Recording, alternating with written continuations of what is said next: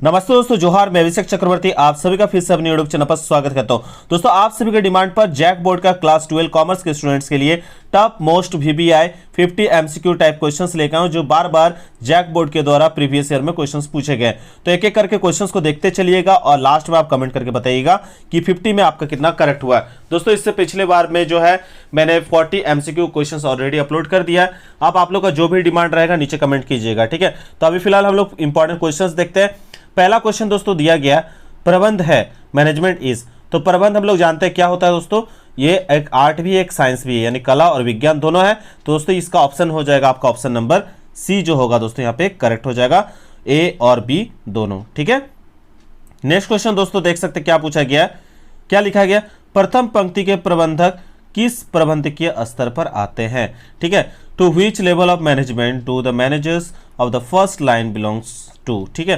तो दोस्तों याद रखिएगा किस पे आते हैं, लोअर लेवल पे। किस पे आते हैं, लोअर लेवल पे आपका करेक्ट हो जाएगा। क्वेश्चन नंबर 3 देख सकते हो दोस्तों, क्या पूछा गया, प्रबंधन कला है, मैनेजमेंट इज एन आर्ट, ठीक है। तो दोस्तों प्रबंधन कैसा टाइप का कला है, याद रखिएगा इसका करेक्ट आंसर हो जाएगा ऑप्शन नंबर सी, स्वयं काम करने की और दूसरों से काम लेने की दोनों की कला है, ठीक है। तो ऑप्शन नंबर सी करेक्ट हो जाएगा। चलिए नेक्स्ट क्वेश्चन की ओर चलते हैं दोस्तों, क्या पूछा गया, प्रबंध एक पेशा है। तो प्रबंध एक पेशा है, यह कथन किसका है पूछा गया है। तो 4 का करेक्ट आंसर हो जाएगा ऑप्शन नंबर बी, अमेरिकन प्रबंधन एसोसिएशन। दोस्तों ये प्रीवियस ईयर में बार बार ये क्वेश्चन रिपीट होते हैं, इसको अच्छे से करके जाइएगा। नेक्स्ट क्वेश्चन दोस्तों देख सकते हैं, एक प्रबंधक उद्देश्यों को कैसे प्राप्त करना चाहता है। तो क्वेश्चन नंबर 5 का बिल्कुल सही पकड़े दोस्तों, आंसर ऑप्शन सी जो है करेक्ट हो जाएगा, कुशलता एवं प्रभावपूर्णता से, ठीक है। तो यहाँ पे आपका हो जाएगा एफिशिएंसी एंड इफेक्टिवनेस जो है आपका करेक्ट हो जाएगा। चलिए क्वेश्चन नंबर 6 की ओर देखते हैं दोस्तों, क्या पूछा गया, भौतिक व रसायन शास्त्र के सिद्धांत अस्थायी है, प्रबंध के बारे में आपका क्या विचार है, ठीक है। तो यहाँ पे क्वेश्चन जो 6 है दोस्तों बिल्कुल सही पकड़ा है, प्रबंध के बारे में जो है अस्थायी नहीं है, ये अस्थायी अनस्टेबल है, ठीक है। तो ये 6 का बी करेक्ट हो जाएगा। नेक्स्ट क्वेश्चन की ओर चलते हैं दोस्तों, क्या पूछा गया, क्योंकि प्रबंध के नियम जो है बार बार कुछ ना कुछ उसमें परिवर्तन देखने को मिलता है।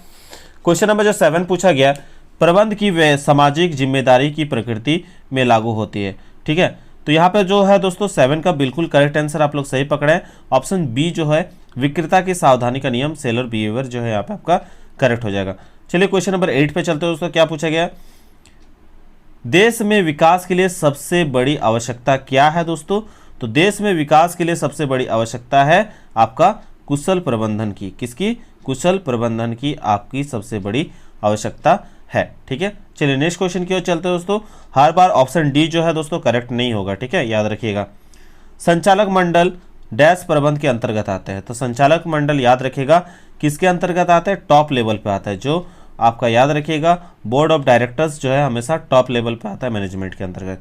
चलिए नेक्स्ट क्वेश्चन की ओर चलते हैं, प्रबंध का सार है, ये भी क्वेश्चन बार बार देख सकते 2022 में पूछा गया। इसका करेक्ट आंसर क्या हो जाएगा, यहाँ पे जो 10 है दोस्तों इसका करेक्ट आंसर होगा ऑप्शन ए, समन्वय यानी कोऑर्डिनेशन का, ठीक है। चलिए नेक्स्ट क्वेश्चन देख लेते हैं दोस्तों, क्या पूछा गया, भारत में प्रबंध है। तो भारत में प्रबंध क्या है दोस्तों, ऑप्शन ए बिल्कुल सही पकड़ा है, नेसेसरी आवश्यक है, ठीक है। चलिए नेक्स्ट क्वेश्चन को देख लेते हैं, प्रबंध का कर्मचारियों से सर्वाधिक प्रेरणा देने वाला कार्य क्या है दोस्तों। तो 12 का करेक्ट आंसर हो जाएगा सही है, ऑप्शन बी जो है बिल्कुल करेक्ट होगा, मोटिवेशन, ठीक है। जितना ज़्यादा मोटिवेशन मिलेगा उतना ज़्यादा काम बेहतर होगा। क्वेश्चन नंबर 13 पे देख सकते हैं क्या पूछा गया, जॉर्ज आर टेरी के अनुसार प्रबंध के कुल कार्य हैं। तो जॉर्ज आर टेरी के अनुसार जो है आपका ऑप्शन बी जो है करेक्ट हो जाएगा 4, ठीक है। चलिए नेक्स्ट क्वेश्चन की ओर चलते हैं, क्विंटज और ऑर्डिनल के अनुसार प्रबंध के कुल मुख्य कार्य है। तो 14 नंबर का जो है करेक्ट आंसर हो जाएगा ऑप्शन नंबर ए 5, ठीक है। चलिए नेक्स्ट क्वेश्चन देख लेते हैं, समन्वय स्थापित किया जाता है, समन्वय स्थापित किया जाता है, इसका करेक्ट आंसर होगा ऑप्शन नंबर ए, उच्च स्तरीय प्रबंध द्वारा, ठीक है, टॉप लेवल मैनेजमेंट के द्वारा। नेक्स्ट क्वेश्चन दोस्तों देख सकते हैं क्या पूछा गया, वैज्ञानिक प्रबंध के पिता है। तो 16 का आंसर जो होगा दोस्तों ऑप्शन बी जो होगा बिल्कुल करेक्ट हो जाएगा, टेलर। नेक्स्ट क्वेश्चन की ओर चलते हैं दोस्तों, क्या पूछा गया, मानसिक क्रांति मूलाधार है। तो मानसिक क्रांति मूलाधार जो है दोस्तों बिल्कुल सही पकड़ा है, वैज्ञानिक प्रबंध जिन्होंने सोचा वो करेक्ट है, साइंटिफिक मैनेजमेंट, ठीक है। क्वेश्चन नंबर 18 पे चलते हैं दोस्तों, क्या पूछा गया, वैज्ञानिक प्रबंध में टेलर ने प्रयोग किए। तो वैज्ञानिक प्रबंध में टेलर ने क्या प्रयोग किए दोस्तों, बिल्कुल सही पकड़ा है, गति अध्ययन, थकान अध्ययन और समय अध्ययन। और ये क्वेश्चन आप लोग का सब्जेक्टिव में भी पूछा जाएगा, ठीक है। तो टेलर वाला ये क्वेश्चन अच्छे से करके जाइएगा। अगर सब्जेक्टिव चाहते हैं तो देखते हैं, टाइम मिलेगा तो आप लोग का डिमांड रहा तो वो भी अपलोड किया जाएगा, ठीक है। नेक्स्ट क्वेश्चन की ओर चलते हैं, क्वेश्चन नंबर 19। क्वेश्चन नंबर 19 में दोस्तों दिया गया परंपरागत प्रबंध में श्रमिकों की मजदूरी होती है। तो याद रखिएगा ऑप्शन नंबर ए जो होगा दोस्तों बिल्कुल करेक्ट होगा। परंपरागत में जो श्रमिकों की मजदूरी हमेशा लो रहती थी, क्योंकि सभी को बराबर नज़र से देखा जाता था, चाहे आप स्किल हो या नहीं हो, ठीक है, और उस हिसाब से पेमेंट कर दिया जाता था। लेकिन अभी जितना ज़्यादा स्किल होइएगा, जितना ज़्यादा आपके पास कला है, उतना ज़्यादा आपको जो है पैसा भी दिया जाता है, ठीक है। तो आगे के टाइम के हिसाब से जो है लो पेमेंट मिलता था लोगों को, ठीक है, मैनेजमेंट में। चलिए नेक्स्ट क्वेश्चन देखते हैं। क्वेश्चन नंबर 20 में क्या पूछा गया है, वैज्ञानिक प्रबंध में उत्पादन होता है। तो वैज्ञानिक प्रबंध में क्या उत्पादन होता है दोस्तों, 20 का करेक्ट आंसर हो जाएगा ऑप्शन नंबर ए, मैक्सिमम, ठीक है। जब भी आप याद कीजिएगा, जब भी आप साइंटिफिक मैनेजमेंट का यूज़ कीजिएगा तो वहाँ पे आप थॉट्स इम्प्लीमेंट कीजिएगा। उसके बाद दोस्तों वहाँ पे आप नए नए टेक्निक्स को लगाइएगा, तो ऑफकोर्स से वहाँ पे ज़्यादा आपको देखने को मिलेगा, मैक्सिमम देखने को मिलेगा प्रोडक्शन, ठीक है। तो ऑप्शन नंबर ए बिल्कुल करेक्ट है। इसके बाद दोस्तों क्वेश्चन नंबर 21 देख सकते हैं क्या पूछा गया, वैज्ञानिक प्रबंध में श्रमिकों के कार्य के घंटे में क्या होती है, कमी होती है। तो यहाँ पे आपका ऑप्शन बी जो होगा यहाँ पे दोस्तों करेक्ट हो जाएगा, 21 का बी। चलिए 22 नंबर देख लेते हैं दोस्तों क्या पूछा गया, वैज्ञानिक प्रबंध में उपभोक्ताओं को। तो वैज्ञानिक प्रबंध में उपभोक्ताओं को क्या होती है, ऑफकोर्स होती है दोस्तों लाभ होती है, क्योंकि बड़ा लेवल पे आप प्रोडक्शन कीजिएगा तो उस हिसाब से उतना इनकम भी आपका ज़्यादा होगा, ठीक है। क्वेश्चन नंबर 23 पे देख लेते हैं दोस्तों क्या पूछा गया, 23 नंबर पे वैज्ञानिक प्रबंध का कब आरंभ हुआ। तो वैज्ञानिक प्रबंध का जो है क्वेश्चन नंबर 23 का करेक्ट आंसर हो जाएगा 1913, ठीक है। चलिए नेक्स्ट क्वेश्चन देख लेते हैं, हेनरी फॉयल के प्रबंध के सिद्धांत है। तो हेनरी फॉयल के जो है प्रबंध के सिद्धांत कितने हैं दोस्तों, ऑप्शन सी 14 जो है बिल्कुल करेक्ट हो जाएगा। चलिए नेक्स्ट क्वेश्चन देखते हैं, हेनरी फॉयल का जन्म कहाँ हुआ था दोस्तों। तो याद होना चाहिए आप सभी को, 25 का करेक्ट आंसर हो जाएगा ऑप्शन नंबर यहाँ पे आपका बी जो है दोस्तों करेक्ट हो जाएगा, 25 का बी, फ्रांस जो होगा करेक्ट हो जाएगा।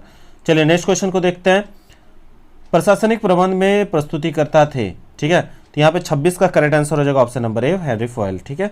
चलिए नेक्स्ट क्वेश्चन देखते हैं, प्रबंध के सिद्धांत है। तो प्रबंध के सिद्धांत बोला गया 27 का हो जाएगा ऑप्शन नंबर डी जो होगा करेक्ट हो जाएगा, क्योंकि वो गतिशील भी है, फ्लेक्सिबल है और यूनिवर्सल है। तो इनके प्रिंसिपल्स इस पे सभी इसका क्वालिटीज़ के अंतर्गत आ जाएगा, तो ऑप्शन डी करेक्ट हो जाएगा। चलिए नेक्स्ट क्वेश्चन की ओर चलते हैं, क्वेश्चन नंबर 28। तो क्वेश्चन नंबर 28 बोला है, एक कार्य निष्पादन के लिए प्रबंध को सर्वोत्तम रास्ता ढूंढने चाहिए। वैज्ञानिक प्रबंध का कौन सा सिद्धांत इस पंक्ति की व्याख्या करता है। तो क्वेश्चन नंबर 28 का जो है करेक्ट आंसर हो जाएगा ऑप्शन नंबर डी, ठीक है, विधि अध्ययन, मेथड स्टडी, ठीक है। चलिए नेक्स्ट क्वेश्चन की ओर चलते हैं, क्वेश्चन नंबर 29। क्वेश्चन नंबर 29 में बोला गया है, निम्नलिखित में से कौन सा कार्य विभाजन सिद्धांत का सबसे अच्छा वर्णन करता है। और इसके बारे में मैंने प्रीवियस वीडियो में ही बताया हुआ था। तो 29 का करेक्ट आंसर हो जाएगा ऑप्शन नंबर ए, कि कार्य को छोटे भागों में विभाजित किया जाना चाहिए, ठीक है। चलिए नेक्स्ट क्वेश्चन की ओर चलते हैं दोस्तों, क्वेश्चन क्या पूछा गया, 30 वाला काफ़ी ज़्यादा इंपॉर्टेंट क्वेश्चन है, dash Henry foil was a.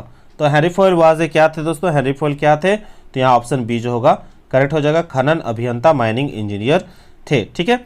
तो चलिए नेक्स्ट क्वेश्चन की ओर चलते हैं, नवीन आर्थिक नीति घोषित हुई। तो नवीन आर्थिक नीति जो है 31 का करेक्ट आंसर हो जाएगा option number B, July 1991 is the correct answer, ठीक है। चलिए उस समय में जो है प्रधानमंत्री कौन थे और वित्त मंत्री कौन थे, नीचे कमेंट करके बताइएगा। जुलाई 1990 जो है आपने जो देखा दोस्तों 1991 वाला सिचुएशन, उसका करेक्ट आंसर जो है आप लोग को मालूम चल चुका है, लेकिन आप लोग नीचे कमेंट करके बताइएगा दोस्तों कि इसका क्या करेक्ट आंसर होगा, कि उस समय में प्राइम मिनिस्टर कौन थे और फाइनेंस मिनिस्टर कौन थे, ठीक है। तो 31 का आंसर जो है दोस्तों बी करेक्ट है, जुलाई 1991, ठीक है। चलिए नेक्स्ट क्वेश्चन के चलते हैं, व्यवसाय के आर्थिक वातावरण को प्रभावित करते हैं। तो व्यवसाय के आर्थिक वातावरण को क्या प्रभावित करता है दोस्तों, 32 का करेक्ट आंसर हो जाएगा ऑप्शन नंबर डी, उपरोक्त सभी, क्योंकि आर्थिक नीति भी इस पे करते हैं, आर्थिक निर्णय प्रणाली भी का यूज़ किया जाता है और आर्थिक विकास इकोनॉमिक डेवलपमेंट का भी बात किया जाता है। नवीन आर्थिक नीति के कुछ प्रमुख अंग हैं। तो नवीन आर्थिक नीति के कुछ प्रमुख अंग क्या है दोस्तों, तो ऑप्शन नंबर डी करेक्ट हो जाएगा, उदारीकरण, वैश्वीकरण और निजीकरण, लिबरलाइजेशन, ग्लोबलाइजेशन एंड आपका प्राइवेटाइजेशन, ठीक है। याद रखिएगा इस चीज़ को, इसमें यही लाया गया था न्यू जो आपका पॉलिसी लाया गया था, ठीक है। उसके बाद दोस्तों क्वेश्चन नंबर 34 देख सकते हैं क्या पूछा गया है, भारत में उदारीकरण की नीति है रही है। तो भारत में जो उदारीकरण की जो नीति रही है दोस्तों, बिल्कुल सही पकड़े, ऑप्शन नंबर डी जो है दोस्तों करेक्ट हो जाएगा, चाहे वो सफल हो, असफल हो या पूर्णतः जो है आपका असफल रहे। ठीक है, तो ये करेक्ट हो जाएगा।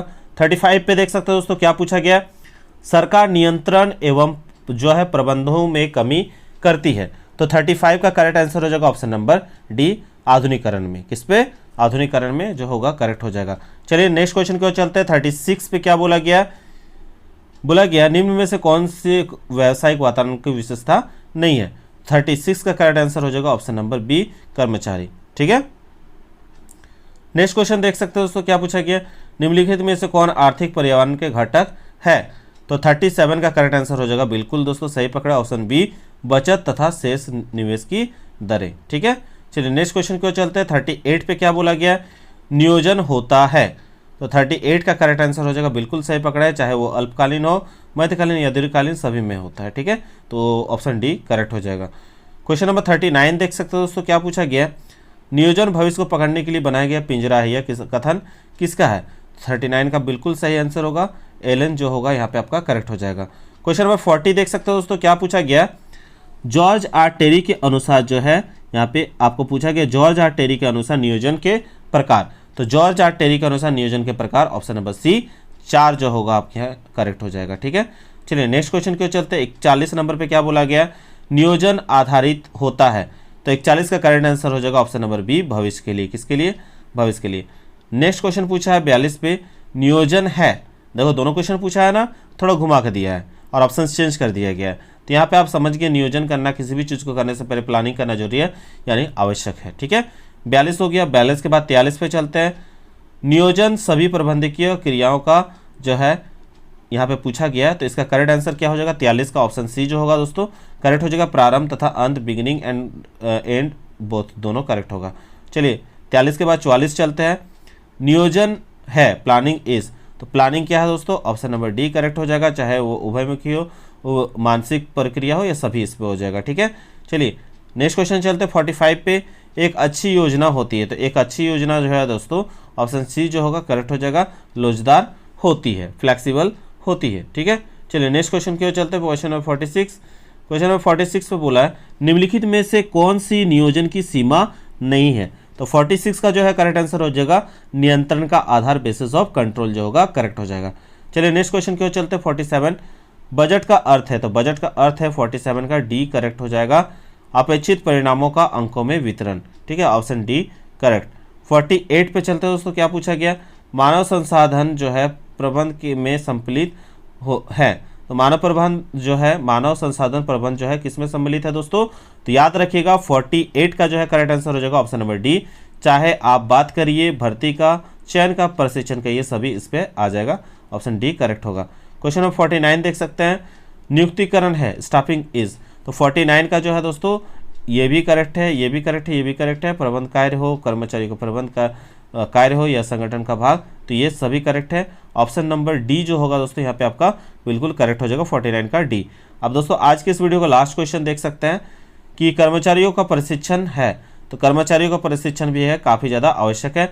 बार बार नया स्किल्स आते जाएंगे, नए मशीन्स आते जाएंगे, तो लोगों को इसके बारे में नॉलेज होना चाहिए। ठीक है, तो इस तरह से दोस्तों अभी तक हमने जो है 50 क्वेश्चन कर लिया। 50 में से आपका कितना करेक्ट हुआ नीचे कमेंट करके बताइएगा। इसके बाद दोस्तों आप लोगों को जो डिमांड रहेगा नीचे कमेंट कीजिएगा, उस पर वीडियो जल्द से जल्द लाने की कोशिश करूंगा। तो आशा करते हैं दोस्तों आज का वीडियो आप सबको पसंद आएगा, पसंद आए तो बिल्कुल लाइक शेयर एंड कमेंट करना ना भूलें। मिलते हैं एक नई वीडियो में, तब तक के लिए दोस्तों धन्यवाद। जय हिंद, वंदे मातरम।